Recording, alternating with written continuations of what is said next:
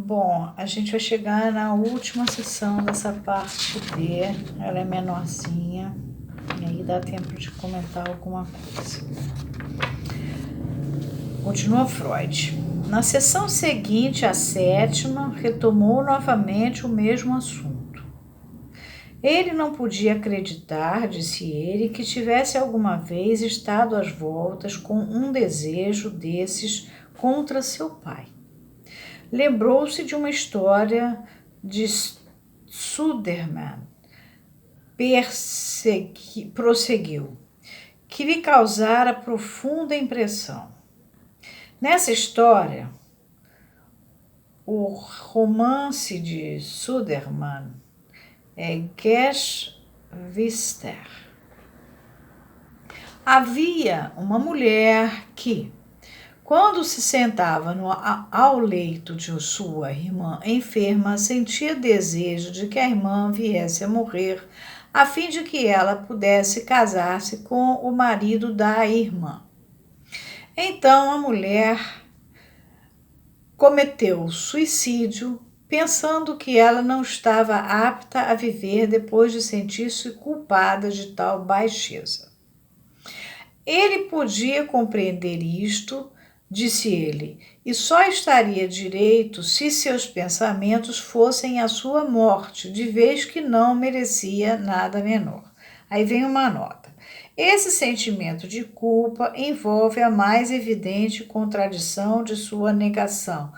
Não, ele jamais alimentara um sentimento semelhante contra seu pai. Um semelhante desejo contra seu pai. Este é um tipo comum de reação ao material reprimido que se tornou consciente. O não com o qual o fato é primeiramente constatado é imediatamente acompanhado de uma confirmação dele, embora, para início de conversa, seja apenas uma confirmação indireta. Conferir o artigo de Freud, bem posterior, sobre a Verneinung, que é traduzida como negativa, aí sim, que é de 1925, e as duas primeiras sessões de suas construções em análise, já em 1937. Aí sim. Observei que sabíamos muito bem que os pacientes derivavam alguma satisfação de seus sofrimentos, de modo que, na realidade, todos eles resistiam, em alguma extensão, à sua própria recuperação. Ele está falando, de certa forma, do ganho secundário da doença. Ele jamais deve abster-se do fato de que um tratamento como o nosso procedeu ao acompanhamento de uma resistência constante. Eu estaria repetidas vezes lembrando-o desse fato. Prosseguiu então, dizendo que gostaria de falar de um ato criminoso cujo autor não reconheceu como sendo ele próprio, embora bem nitidamente se lembrasse de havê-lo cometido. Citou um trecho de Nietzsche. Sinto muito, está em alemão.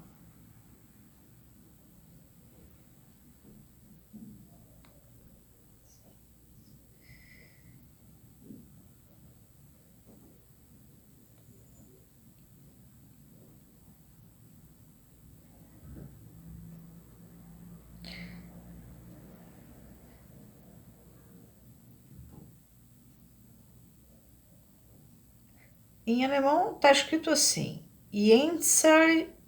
Jenseits von Gut und Böse. Eu teria que procurar isso. Vocês procurem no dicionário. Está na nota número 2. Eu fiz, diz, minha lembrança.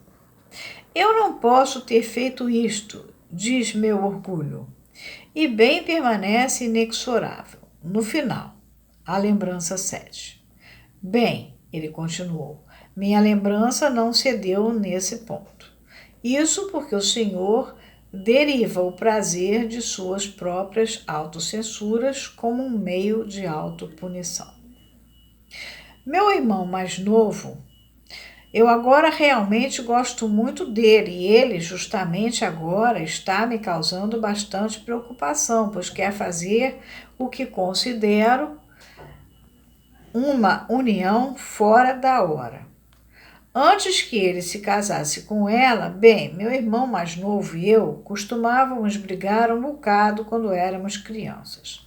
Gostávamos muito um do outro ao mesmo tempo e éramos inseparáveis, mas eu estava verdadeiramente cheio de ciúmes, uma vez que ele era o mais forte e de melhor aparência entre os dois e, consequentemente, o favorito. Um travessão diz assim: sim, o senhor já me fez a descrição de uma cena de ciúme relacionada com o Fräulein Lina, aí na página 166. Isso é Freud cortando o discurso do o paciente dele. Então, muito bem, em alguma ocasião dessas, abre parênteses, foi seguramente antes de eu fazer 8 anos, pois ainda não estava na escola, a qual passei a frequentar quando tinha 8 anos. O pai já tinha morrido. Em uma dessas ocasiões, foi isto que fiz. Nós dois tínhamos espingardas de brinquedo de fabricação comum. Carreguei a minha com uma vareta e lhe disse que se ele olhasse para o cilindro, veria alguma coisa. Aí, enquanto ele olhava dentro dele, puxei o gatilho. Ele foi atingido na testa, mas não se feriu. Mas eu, de fato, tinha tido a intenção de feri-lo muito. A seguir, fiquei recolhido em mim mesmo, atirei-me no chão e me interroguei como poderia ter feito uma coisa assim. Contudo, eu realmente, se realmente está em itálico, fizera. Aí Freud, aproveitei a oportunidade de encorajar meu caso. Se ele preservara a recordação de uma ação como esta, que lhe era tão estranha, ele não poderia, insistir, negar a possibilidade de algo semelhante que agora esquecera por completo ter acontecido em uma idade ainda mais precoce em relação a seu pai. Aí, travessão. Então, me contou que estava ciente de haver sentido outros impulsos vingativos, dessa vez voltados à dama, a quem tanto admirava, de cujo caráter ele pintou uma ardente imagem. Podia ser verdade, disse ele, que ela não pudesse amar com facilidade, mas ela estava reservando todo o seu eu, self, para o homem a quem um dia pertenceria. Ela não o amava.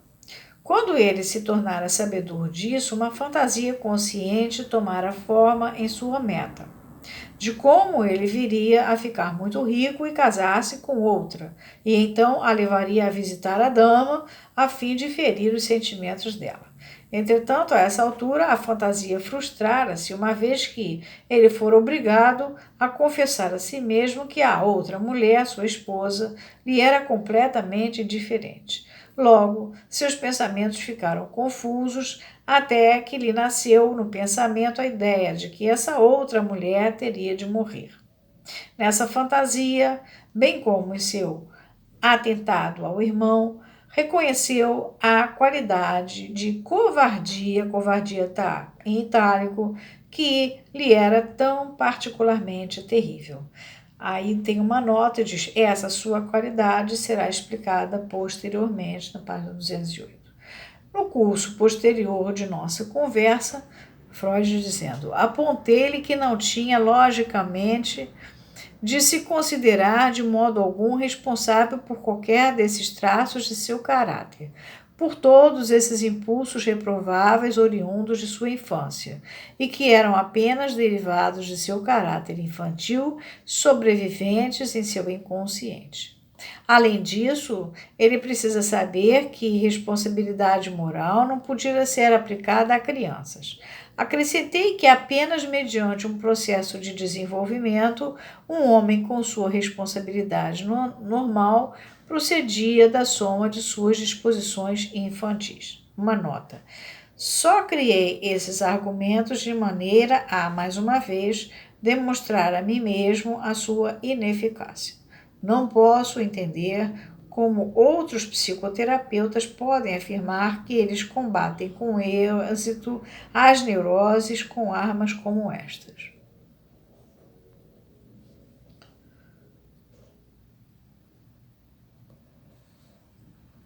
Expressou, contudo, uma dúvida sobre se todos os seus maus impulsos se haviam originado daquela fonte. Prometi, porém, prová-lo para ele no decorrer do tratamento. Prosseguiu, aduzindo o fato de sua doença haver ficado tão enormemente intensificada desde a morte de seu pai. E eu lhe disse que concordava com ele, desde que eu encarava seu sentimento pela morte do pai como a fonte principal da intensidade, está em itálico, da sua doença. Digamos que seu sentimento encontrara uma expressão patológica em sua doença.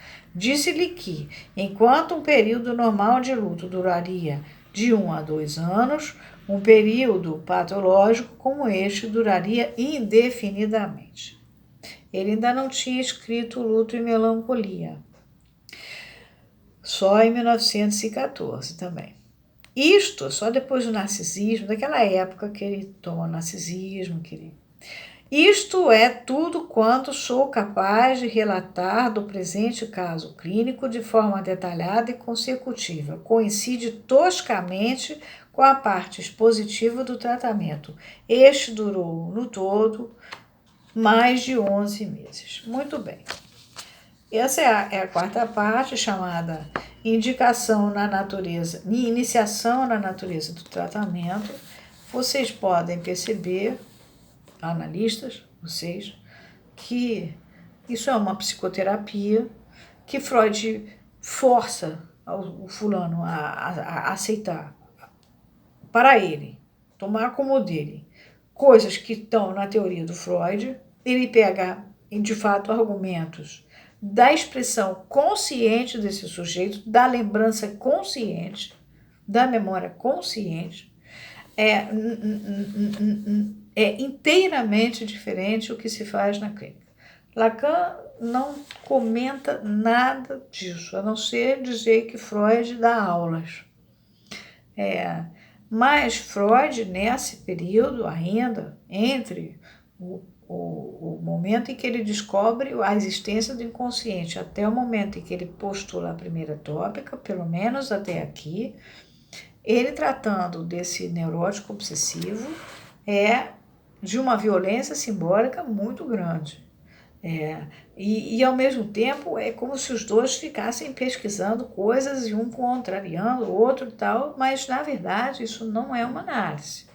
Não tem um sujeito do inconsciente vindo à tona e falando por si e livre para poder associar e trazer a verdade por vários ângulos, nem nada. São sessões de psicoterapia psicológica, com uma intervenção terapêutica muito intensa, sem que o paciente tenha a liberdade de poder passear, fazer a errância dele. Enfim, eu suponho que para os lacanianos, sobretudo, lacanianos atuais, verdadeiros, que passaram por análises lacanianas, isso seja visto como uma verdadeira forçagem o tempo todo. Né? Agora, é bom lembrar que Lacan se queixa aqui nos escritos, né, da bula que os analistas da IPA criaram. Muito bem, dos seus textos.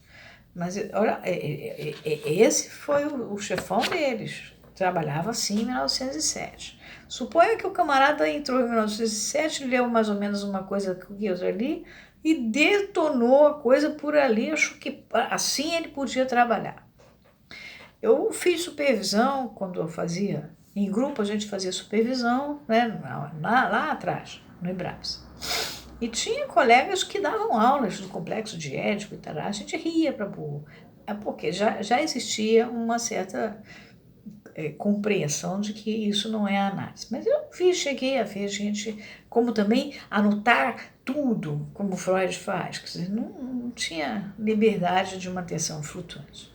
Então, Anotar tem que anotar para levar para o supervisor, mas não pode ser essa atenção o tempo inteiro. Que horas você vai ouvir os sons, as coisas? Não, então isso tudo a gente vai parar aqui, vai entrar na parte E depois e vamos ver como é que coisa rola.